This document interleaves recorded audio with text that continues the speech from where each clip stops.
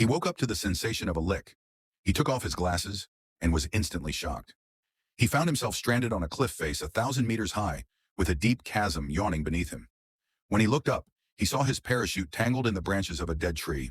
That's what had saved his life. But the entire cliff wall was slick, made of salt. How could he possibly climb it? He quickly pulled out a dagger and jammed it into his boot. Then he drew another dagger and drove it firmly into the salt wall. Summoning all his strength, he began to climb. He was desperate to escape this nightmare by any means necessary, but after an exhausting struggle, he'd only managed to ascend 2 meters when the dagger snapped. His foothold vanished and he plummeted. Fortunately, the parachute was still snagged in the tree above, but the dry, brittle tree couldn't hold his weight. Slowly, its trunk began to crack. He immediately tightened his harness, grabbed his dagger, and started sawing frantically at the parachute's tether. Just as the lines were about to snap, he cut through and saved himself from the fall. Now 1 foot pressed against the salt wall, his hands still clinging to the ledge. Nearly defeated, he looked up and saw a goat calmly standing on the cliff's edge, licking salt off the rock. Hope surged back inside him.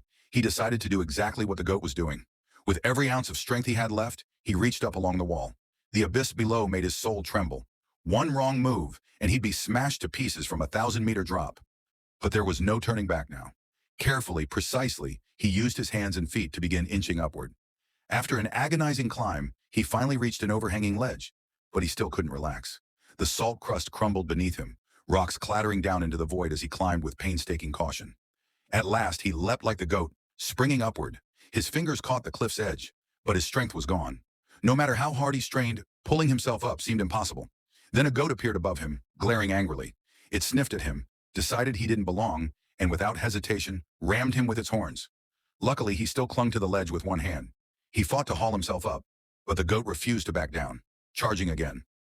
This time, he grabbed hold of its horns.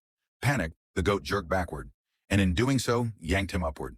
With that sudden pull, he finally hauled himself onto solid ground. He collapsed, gasping for breath. Slowly, he raised a trembling hand.